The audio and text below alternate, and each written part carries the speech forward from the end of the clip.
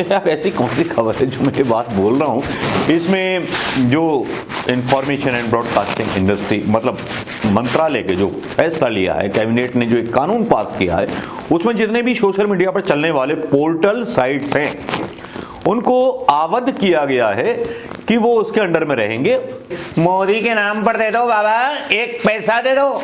This notification has been signed by President Ramnath Kovind and was issued on Monday. At present, there is no law or any autonomous body governing the digital content. Perhaps the reason why this has been done, but at the moment, does that mean that even online news websites will now come under the ministry? Let's take that question to Arvind Gunasekar. Arvind, who all actually fall under this new ambit of news portals and content providers which the ministry wants to take under their umbrella?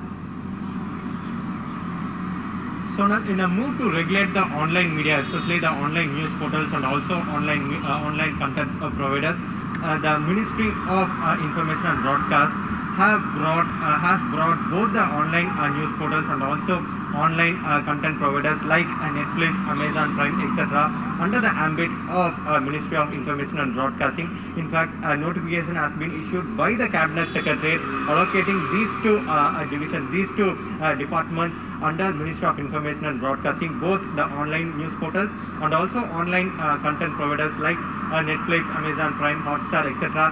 will be under the administration of Ministry of Information and Broadcasting. So this particular notification has been issued by the President, signed by President on Monday itself.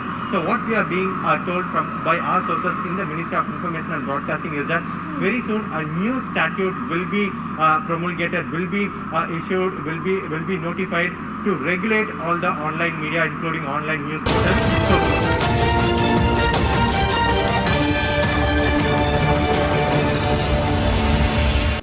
Jagira अगला शिकार खोज लो, किसकी शिकार की जानी है और कौन बाकी है।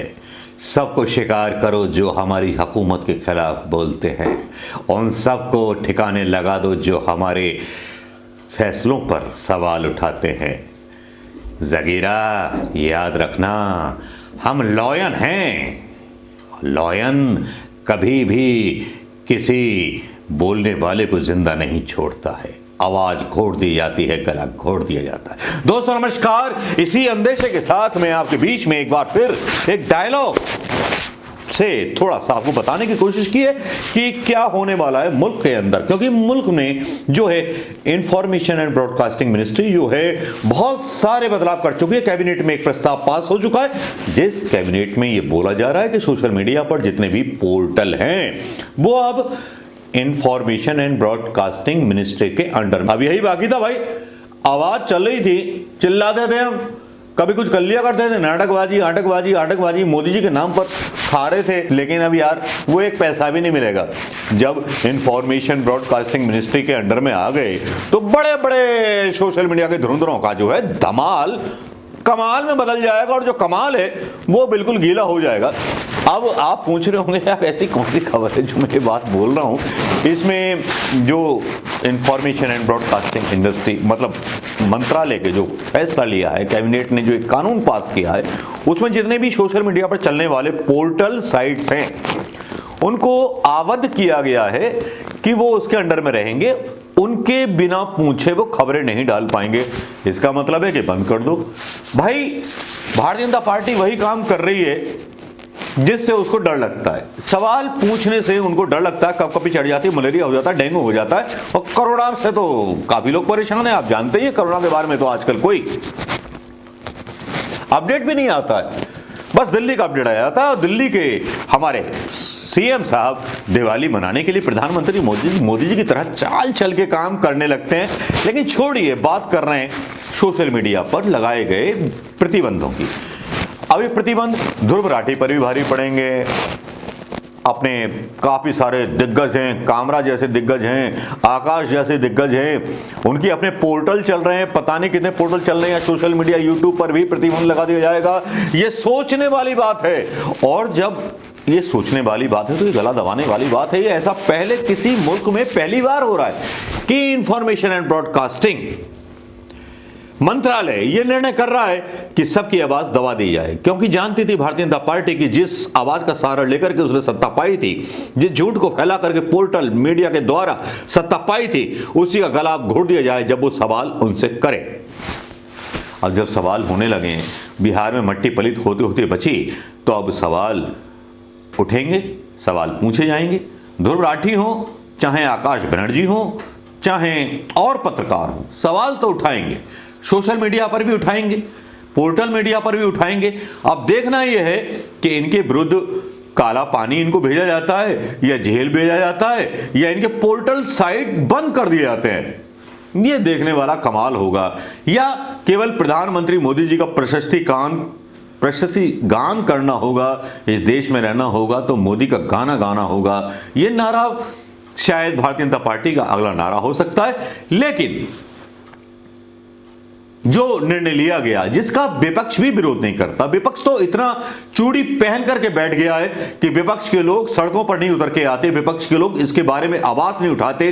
विपक्ष मौन है, नेता मौन है, बस इंतजार करते हैं किसी ऐसी एक भेड़ का जिसको कुर्बानी दे दी जाए।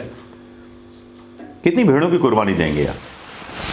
मैं विपक्ष के नेताओं से सवाल करता हूं, उन नेताओं से सवाल करता हूं जो अपने अपने राज्य में मुख्यमंत्री हैं।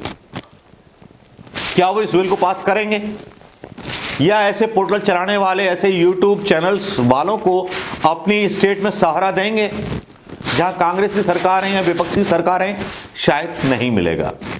बेटा बहुत बोल रही है मोदी जी के बारे में, अमित शाह जी के बारे में, अब लोया के बारे में बोल रहे थे ना कि केस खुलने वाला है। बेटा आप बच लो, सफाई देनी पड़ेगी, सबूत भी देना पड़ेगा।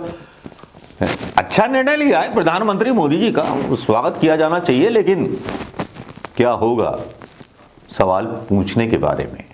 लोकतंत्र की उस आवाज का क्या होगा जिसको दबाया जा रहा है? लोकतंत्र की वो आवाज कहां गुम हो जाएगी जिसको दबाने के लिए ये एक तानाशाही फैसला कैबिनेट के द्वारा लिया गया है प्रधानमंत्री मोदी जी का। जो प्रधानमंत्री मोदी जी विकास के नाम पर आए थे, जो सिलेंडर बांटने के नाम पर चुनाव जीत जाते दावा करते हैं कि मैं बहुत बड़ा नेता बन गया, जबकि विपक्षी दल का नेता तो तेजस्वी ही होता है। अब ये सच्चाई अगर हिंदुस्तान को ना बताएं तो फिर किसको बताएं? केवल आपका गोदी मीडिया बताएगा या आपके पोर्टल भी गोदी मीडिया बनने वाले हैं? दोस्तों, सच सुनना मोदी जी की फितरत में नहीं है।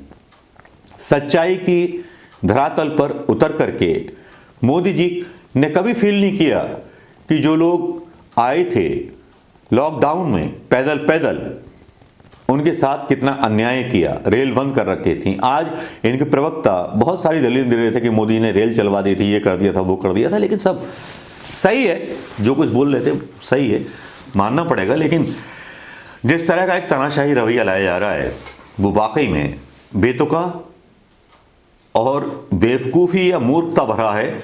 और विपक्ष कितना साथ देगा इस फैसले के खिलाफ उन पोर्टल साइटों को जो अपनी आज़ाद आवाज़ और सत्य की आवाज़ लिखती हैं?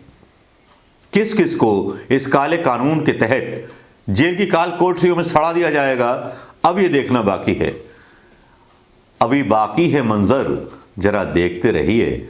अभी तो थोड़ी सांस ली है, किस किस को डाला जाता है काल कोठरी में, ये भी तो देखिए। दोस्तों नमस्कार, जय हिंद दोस्तों।